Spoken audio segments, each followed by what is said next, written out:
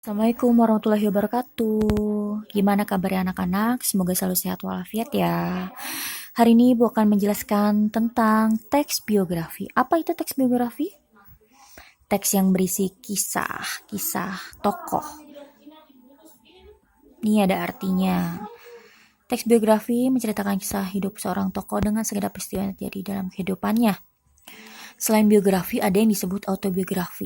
Kalau biografi ditulis orang lain, teks autobiografi ditulis oleh diri tokoh sendiri. Tujuannya apa sih kita membaca biografi? Untuk mengambil pelajaran hikmah pengalaman hidup tokoh. Selanjutnya yang akan Ibu jelaskan adalah struktur teks biografi. Yang pertama, orientasi atau latar belakang kisah. Biasanya ada di paragraf pertama. Lalu selanjutnya ada kejadian penting. Isinya rangkaian peristiwa secara kronologis atau urut. Kejadian penting ada di paragraf kedua, ketiga, dan seterusnya. Lalu di paragraf terakhir itu ada reorientasi atau penyataan simpulan. Jadi pasti yang terakhir isinya kesimpulan ya. Tolong diingat. Berikutnya ada penyajian karakter unggul tokoh ada dua. Pertama secara langsung, yang kedua secara tidak langsung atau secara deskripsi. Selanjutnya ada kaidah kebahasaan biografi. Yang pertama menggunakan pronomina atau kata ganti. Kata ganti ada 3. Kata ganti orang pertama, kedua, dan ketiga. Contoh saya, kamu, dia, kami, mereka. Kedua, menggunakan kata kerja tindakan.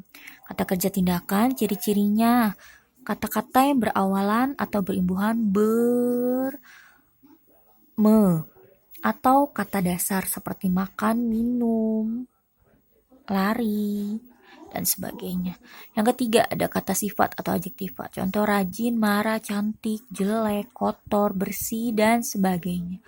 Yang keempat ada kata kerja pasif. Kata kerja pasif ciri-cirinya kata-kata yang berawalan atau berimbuhan di. Contoh diberi, dimakan, dilakukan, dicintai, disayangi, ditolak, dibuang, dan sebagainya.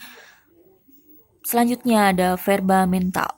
Verba mental itu kata kerja yang melibatkan perasaan atau pemikiran. Contoh, memahami, menolak, membenci, mengakui, memikirkan, mencintai, dan sebagainya.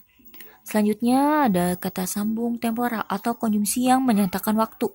Contoh, sebelum, setelah itu, saat itu, ketika, sesudah, lalu, kemudian, dan sebagainya. Ya, itu yang bisa Ibu jelaskan untuk materi hari ini. Nanti akan ada tugas pada pertemuan selanjutnya. Sampai jumpa. Assalamualaikum warahmatullahi wabarakatuh.